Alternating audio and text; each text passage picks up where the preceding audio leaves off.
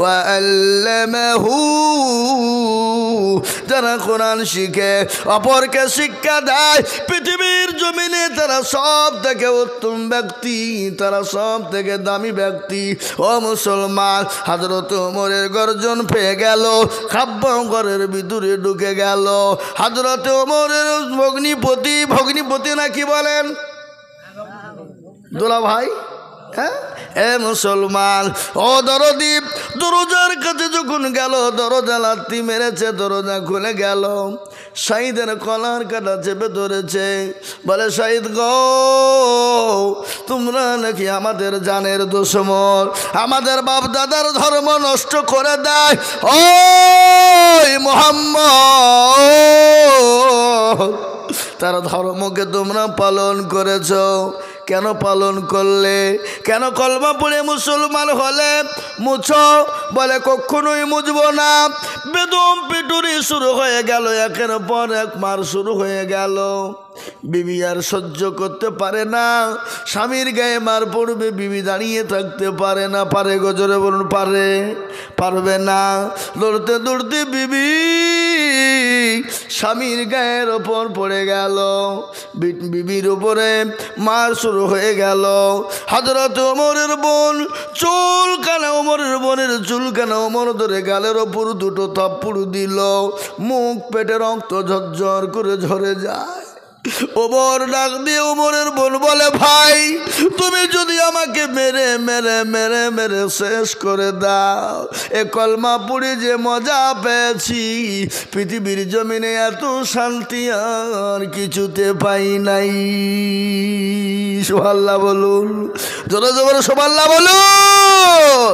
কলমার মধ্যে কত মহব্বত আমি আপনাদেরকে শোনাই। একজন নবীর সাহাবা হযরত সলমান ফারিস, কি নাম জোরে বলুন? হযরত সলমান ফারিস, তিনি নবীর একজন সাহাবা। তিনি তো দুনিয়ার জমিনে সাহাবাদের ভিতরে বেশি দিন বেঁচে ছিলেন। তিনি 250 বছর দুনিয়ার জমিনে বেঁচে ছিলেন। 80 বছর তিনি মূর্তি পূজা করেছেন। ক বছর? কথা বলেন না কেন? 80 বছর। 80 বছর তিনি মূর্তি পূজা করলেন। সে ধর্ম কিন্তু তাকে ভালো লাগে না, ধর্ম ভালো লাগে না, মন চাই না। তিনি চলে গেলেন খ্রিস্টান ধর্মে। খ্রিস্টান ধর্ম তিনি পালন করলেন 50 বছর। তাহলে 80 আর 50 কত হয়? 130। আপনারা রাগ করছেন নাকি? আপনাদেরকে জিজ্ঞাসা করছি বুঝলে? রাগ নাই তো? ওনারা মনে মনে করছেন যে এত মৌলবি বক্তব্য করলো, কেউ কিছু বলল না রে, কোন মৌলবিকে তুলি নিয়ে এলি রে, আমাদেরকে বিরক্ত করছে। এ বাবা, কিছু বলতে গেলে তো কিছু শুনতে হবে, হবেন না কিনা জোরে বলুন? কিছু বলতে গেলে শুনতে হবে কিনা? কোনো ছেলে যদি কোনো মেয়েকে বলে আমি কি ভালোবাসি গো তোমাকে, তোমার লাগে চান দিয়ে দেবো, মেয়েটাকে ছেলেটা বলল, মেয়েটা চুপ করে থাকলো, ভালোবাসা হবে নাকি? মেয়েটা তো বলবে আমিও তোমাকে ভালোবাসি, তবে তো প্রেম জমবে নাকি? এ বাবা, আমি এক করে থেকে বলবার আপনারা চুপ করে শুনবেন, কোনো কাজ হবে? আপনারা একটু হা করবেন। এখন গভীর রজনী, এ রাত্রিতে আল্লাহ দরবারে দোয়া কবুল হবে ইনশাল্লাহ। বলুন কবুল হবে। হযরত সলমান ফারিস তিনি 120 বছর তিনি অন্য ধর্ম পালন করলেন, ভালো লাগে না। তিনি বললেন আমাকে সন্ধান করতে হবে সব থেকে ভালো ধর্ম কোনটা, যে ধর্মটা পালন করলে শান্তি পাওয়া যাবে, যে জিনিসটা বললে শান্তি পাওয়া যাবে। খ্রিস্টানের কাছে গেলেন। খ্রিস্টানের পাদ্রী ডাক দিয়ে বলেন, সলমান তুমি তো ভালো মানুষ, তুমি তো ভদ্র মানুষ, আমি তোমাকে বলি তুমি 80 বছর মূর্তি পূজা করেছ, আর 50 বছর ধরে তুমি খ্রিস্টানদের পাদ্রী সঙ্গে থেকে তুমি খ্রিস্টানি ধর্ম পালন করেছ, শান্তি পাও নাই। বলে না। তাহলে আমি তোমাকে একটা কথা বলে শোনো, কিন্তু কোনোদিন কাউকে তুমি বলবা না। যদি কাউকে তুমি বলে দাও আমাকে হত্যা করে ফেলবে, মেরে দিবে। বলে পৃথিবীর জমিনে এমন একজন মানুষের আবির্ভাব হবে, এমন একজন নবীর আবির্ভাব হবে, তিনি হলেন ইসলাম দরদি নবী, তিনি হলেন কলমাওয়ালা নবী। তিনার কলমা লা ইলাহা ইল্লাল্লাহ মুহাম্মাদুর রাসূলুল্লাহ পড়বে, তোমার দিল ঠান্ডা হয়ে যাবে। সেটা হলো সত্য ধর্ম। কিন্তু সলমান কোনোদিন কোনো কাউকে বলবা না। আমি তোমাকে বলেছি, এটা কেউ যদি জেনে ফেলে তাহলে আমাকে হত্যা করে ফেলবে, আমাকে মেরে ফেলবে। হযরত সলমান ফারসি ডাক দিয়ে বলেন, পাদ্রীজি আমি কোথায় পাবো সে ধর্ম, কোথায় পাবো সে মানুষটিকে, কোথায় পাবো সে নবীকে, কোথায় পাবো? বলে সেই দেশে, যে দেশে বেশি খেজুরের গাছ হয়, যে দেশে বেশি খেজুর হয়, সেই দেশে তোমরা সেই মানুষটিকে পাবে। সে মানুষটির নাম হলো মুহাম্মাদুর রাসূলুল্লাহ। সকলে বলুন সাল্লাল্লাহু আলাইহি ওয়াসাল্লাম। কিন্তু শোনো, তিনি যে নবী তুমি কি করে চিনবা? চেনার উপায় কি তুমি জানো? বলো কি? বলে তুমি দুটো তিনটে জিনিস লক্ষ্য করবা। এক নম্বর, তুমি তার জন্য কিছু সদকা নিয়ে যাবা। সদকা বোঝেন না? এই কথা বলেন না কেন? সদকা। আর নবী বলেছেন সাদাকু তারাদুল বালা, সদকা করলে বালা দূর হয়ে যায়। সুবহানাল্লাহ। বলে সদকা নিবা, কিন্তু সে তো সদকা গ্রহণ করবে না। তিনি যদি নবী হয় তিনি সদকা নিবে না, সদকা তিনি নিবেন না, সদকা গ্রহণ করবে না। আজকে শুনেলেন আমাদের ঈদগাহ, আমাদের জুম্মায় মসজিদ গুলানে সদকা যায়, যায় না? সদকার মাল যায়, সদকার মাল মসজিদে যায়। আর আমাদের দেশের জাকাত পার্টিওয়ালারা সদকার মাল খাওয়ার জন্য মসজিদে মারামারি করে। আপনাদের দেশে সব নাই?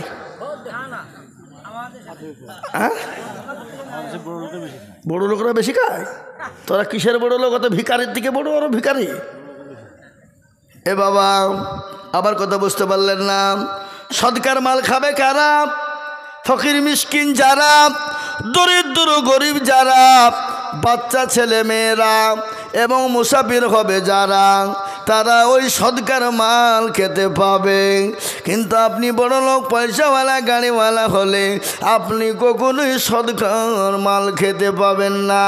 আর সদকার মাল খেলে দিল মুর্দা হয়ে যাবে। তার জন্যে আমাদের দেশের বড় বড় লোকেরা, ধনী ব্যক্তিরা মসজিদে সদকার মাল খাওয়ার জন্যে তাদের আজকে দিল মুর্দা হয়ে গেছে। এর জন্যে আল্লাহর কত তাদের করণে কহরে ঢোকে না। বুঝতে পারলেন না? সদকা বলে সর্বপ্রথম নবীকে সদকা দিবা। তিনি যদি নবী হন সদকা দিবে না। দ্বিতীয় নম্বর হলো তাকে হাদিয়া নিয়ে যে দিবা। তিনি যদি হাদিয়াটা গ্রহণ করে নেয় তাহলে জানবা সে নবী। 2 নম্বর। 3 নম্বর হলো বিশ্ব নবীর বগলের নিচে দেখবা একটা মোহরের নবুয়াত আছে কিনা। দেখবা একটা মোহরের নবুয়াত আছে। ওই মোহরের নবুয়াতটা কোনো নবীর ছিল না, যেটা হলো আল্লাহ নবী শেষ জামানার নবীকে দেওয়া হয়েছিল। ওই মোহরের নবুয়াতটা কি? যেটাকে বলা হয় আজকে আমাদের দেশে সিসি ক্যামেরা। কি ক্যামেরা? আপনাদের গ্রামে না এসব নাকি? আছে সিসি ক্যামেরা, যেটাকে বেআইন ক্যামেরা বলা হয়। কি ক্যামেরা? জোরে বলুন। যেটাকে বেআইন ক্যামেরা বলা হয়। ওই সিসি ক্যামেরা আবির্ভাব কোথা থেকে হলো?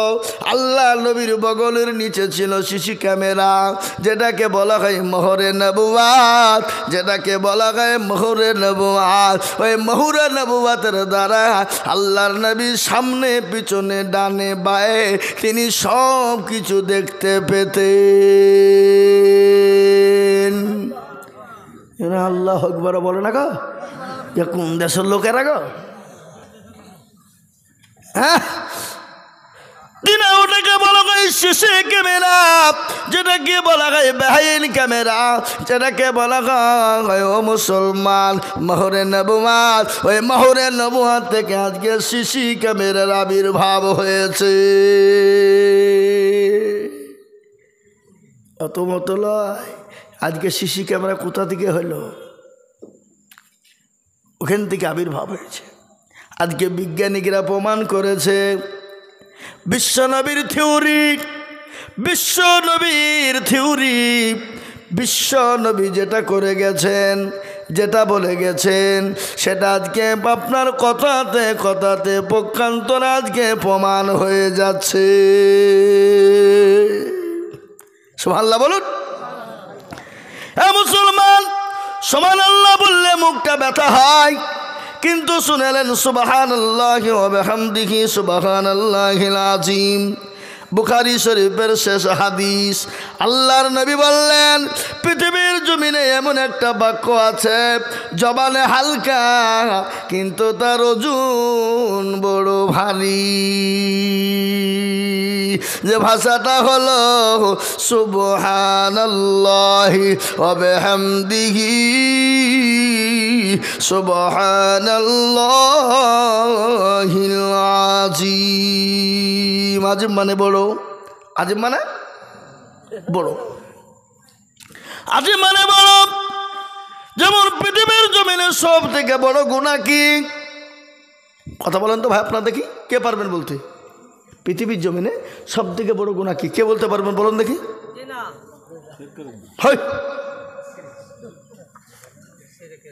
সব থেকে বড় গুনাহ হলো শিরক। কিসের? শিরকের গুনাহ। কোরআন বলেছে শিরকা লাযুলমুল আযীম। আল্লাহু আকবার। সব থেকে বড় গুনাহ হলো শিরকের গুনাহ। আযীম মানে বড়, জুলুম মানে জুলুম করা, অত্যাচার করা। যারা আল্লাহর সঙ্গে শিরিক করবে, আল্লাহর সঙ্গে পাল্লা দিবে, আল্লাহ কাল কিয়ামতের দিন তাকে জাহান্নামে দেবে। শিরিক কাকে বলে একটু বলি, না বলবো না? শিরিক কাকে বলে শুনালেন? মনে হয় আপনাদের দেশে নাই। 8-10 বছর বিয়ে হয়ে গেল, কি বললো? ঠিক যাব, আমাদের ঠিক ব্রেন আছে, কত কায়দা লয়, এমনি বক্তা লয়,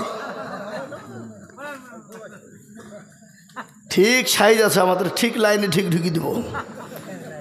কি কেরালা থেকে কলকাতা কোন লাইন দিয়ে ঢুকতে হয়, যিনি রেল লাইনে ড্রাইভার সে জানে কোন দিক দিয়ে ঢুকতে হবে। ও কলকাতাতে ঢুকবে, ঘুরিয়ে কিন্তু ব্যাঙ্গালোর যাবে না। নাকি বলছেন আপনারা বলুন? আপনারা মনে করছেন যে হারে কলকাতার টিকিট কাটনো সাঁতরাগাছি হাওড়া, কিন্তু ব্যাঙ্গালোর ঢুকছে কেন ট্রেন? কিন্তু ড্রাইভার ঠিক দিকেই ঢুকাবে, কিন্তু যারা ড্রাইভার হয় তারা ঠিক দিকেই যাবে। কিন্তু শোনেন, আমরা যেদিকেই যাই আমাদের নেটওয়ার্ক তো বেশি, নেটওয়ার্ক আমাদের বেশি।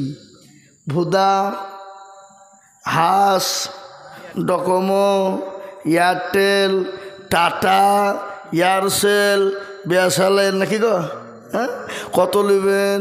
বিভিন্ন রকমের টাওয়ার আমাদের ব্রেনে, কিন্তু এক জায়গাতে গিয়ে কিন্তু দাঁড়াবে, ঠিক না বেটি জোরে বলুন?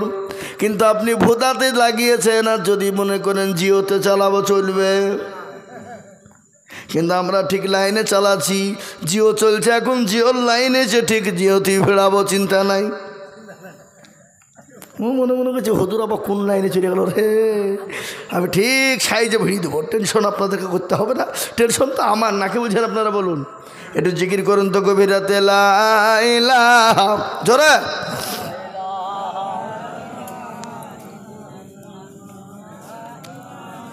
আপনারা আইলিয়ে গেছেন গো, জিকিরটাও মুখ দিয়ে বাড়াইছে না নাকি? চা চা খাবে? এই দেখেন আপনাদের লিখে চা খাবে, মুড়ি মুড়ি ঝাল বড়া পেঁয়াজি দাও, এত রাত্রে খাই। হ্যাঁ, লাল চা না দুধ চা? লাল চা কিনে দেশের লোক গাই পোষে না, ও দুধ চা দিবে এখানে, ওরা 50 টাকা লিটার কিনে বেচবে। হ্যাঁ, এই যে ঈদে গেল 80 টাকা কেজি পর্যন্ত বিক্রি করেছে। হ্যাঁ, 60 টাকা।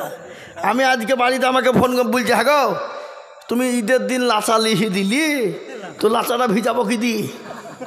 হ্যাঁ, পানি দিয়ে লাচা খাওয়া হয়? যাও বাজারে যাও, বোতল যাও, যে 2 লিটার দুধ কিনে লিছ।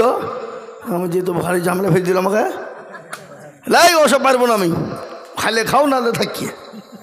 তো দাও তাহলে, তুমি যখন বলছো তখন আমার বিটি বলছে ওসব কিছু বুঝিনি, তুমি লোকের বাড়ি যাচ্ছ আর ভালো মন্দ খাচ্ছ, আর আমাদের বলতে পারনি। হ্যাঁ, যাও তাদের নিয়ে যাও। আমাদের যাক বিটির কথা শুনতে হবে, না করলে আবার বিপদ। বিটিকে বলে তাহলে মা নিয়ে এসো, বোতলটা দাও। বোতলটা নিয়ে গেলাম, 2 লিটার লিখে দিল। বাবা একবারে আরাম করে বলছে, কেউ বলছে ক্ষীর খাবো, কেউ বলছে পায়েস খাবো, কেউ বলছে চা খাবো। লেধিনি কোন জ্বালা। আমি যা খাবা খাও, দেখো 2 লিটার দুধ এনে দিয়েছে, যদিন ইচ্ছে চালাও। কি বুঝলেন?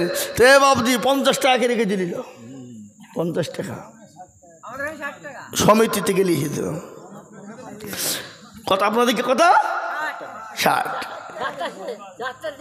এই আপনারা এদিক ওদিক নিয়ে আমার বক্তব্য তখন ভুলে যাবো, কোন দিক থেকে কোন দিকে চলে যাবো। থাক, তো যাক যেটা বলছিলাম বাবজি, একটু জিকির করেন লা ইলাহা তোরে। আল্লাহ তোমার লীলা খেলা কেউ বোঝে কেউ বুঝে না। আল্লাহ তোমার লীলা খেলা কেউ বোঝে কেউ বুঝে না। কাউকে রাখো গাছতলাতে, কাউকে রাখো পাঁচতলায়, কাউকে রাখো গাছতলাতে, কাউকে রাখো বাসতলায়। আল্লাহ তোমার লীলা খেলা কেউ বুঝে কেউ বুঝে না। আল্লাহ তোমার লীলা খেলা কেউ বুঝে কেউ বুঝে না। লা ইলাহা পড়ুন, পড়ুন, লা ইলাহা ইল্লাল্লাহ, লা ইলাহা ইল্লাল্লাহু মুহাম্মাদুর রাসূলুল্লাহ। হে মুসলমান দরদি আমার ভাইরা, আল্লাহ ওয়ালা নবীর প্রেমিকেরা, সালমান ফারিস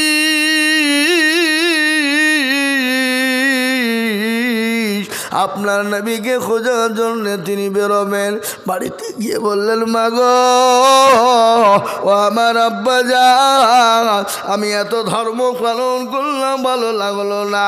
আমি এমন একটা ধর্ম পেয়েছি যে ধর্মটা পালন করলে আমি জীবনে শান্তি পাবো, কিন্তু মা ওই ধর্ম পালনের জন্য আমাকে মক্কা মদিনায় যেতে হবে। কোথায়? Mecca Medina. মা বলে, বেটা রে, আমাদের তো দ্বিতীয় কোনো সন্তান নাই, দ্বিতীয় কোনো ছেলে নাই। ও বেটা, আমাদেরকে ছেড়ে তুই মক্কা মদিনায় চলে যাবি, আমরা কি করে থাকব? আমরা যে তোর জনম দুঃখিনী মা, গর্ভধারিণী মা, আমি যে তোর বাপ, আমাদেরকে ছেড়ে তুই কি করে চলে যাবি? আমি মা হয়ে তোকে ছেড়ে আমি কি করে থাকবো? বলে, মা গো, যে নবী আমি পেয়েছি, যে নবীর আবির্ভাব আমি পেয়েছি গো মা, ওই নবীর জন্য তুমি আমার মা কেন? আমি গোটা পৃথিবী পর্যন্ত ছেড়ে দিতে রাজি। হাদিসের মধ্যে এসেছে, লা ইউমিনু আহাদুকুম হাত্তা কুনা হাব্বা ইলাই মিন ওয়ালিদিহি ওয়া ওয়ালাদিহি ওয়ান্নাসি আজমাইন। আমার নবী বলে গেলেন ওই ব্যক্তি সব থেকে ইমানদার, প্রকৃতিক ইমানদার মুমিন হবে কোন ব্যক্তি? যে ব্যক্তি তার নিজের জীবনের থেকে, যে ব্যক্তি তার বিবি বাচ্চা ছেলে মেয়ের থেকে, যে ব্যক্তি সন্তানাদির থেকে আল্লাহ তার রসুলকে সব থেকে বেশি ভালোবাসবে, ওই ব্যক্তি সব থেকে বড় প্রিয়, সব থেকে বড় নবীর প্রেমিক হযরতে সালমান ফারিস এই কথা বলে বেরিয়ে আসবে। সঙ্গে সঙ্গে তাকে অ্যারেস্ট করে ঘরে ভরে দেওয়া হলো, পায়ে জিঞ্জিরি হাতে জিঞ্জিরি বেঁধে দেওয়া হলো, ঘরের ভিতরে দরজা খুলে ভরে দেওয়া হলো, বাড়িতে দিতে দেয় না। একদিন যায়, দুদিন যায়, 3 দিন যায়, 4 দিন যায়, 1 সপ্তাহ 1 মাস চলে যায়। হযরতে সালমান ফারিস নবী নবী করে পাগল হয়ে গেল। নবীর প্রেমিক কাকে বলে? নবীর প্রেমিক কাকে বলে? কাকে নবীর প্রেমিক কয়? আমরা তো মুসলমান রে মুসলমান, হাওয়ার গাড়ি হাওয়ায় চলে, তেলের গাড়ি তেলে চলে রে, হাওয়ার গাড়ি হাওয়ায় চলে, তেলের গাড়ি তেলে চলে। আমরা সেই মুসলমান, আমরা সেই মুসলমান। হ্যাঁ মুসলমান।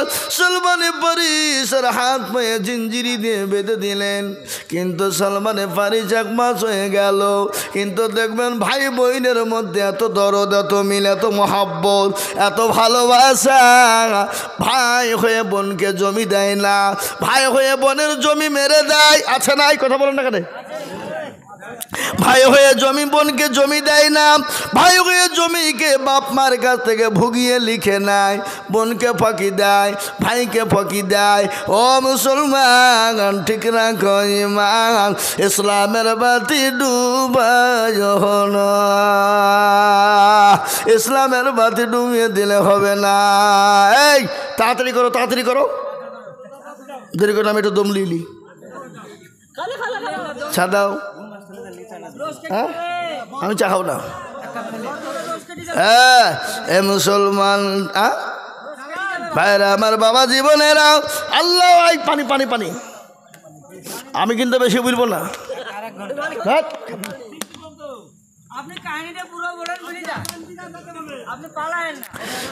আমার বাবা জীবনেরা ফজর বন্ধ চলবে তাইছে, মনে হচ্ছে জানেটাতে তেল ভরলি চলবে।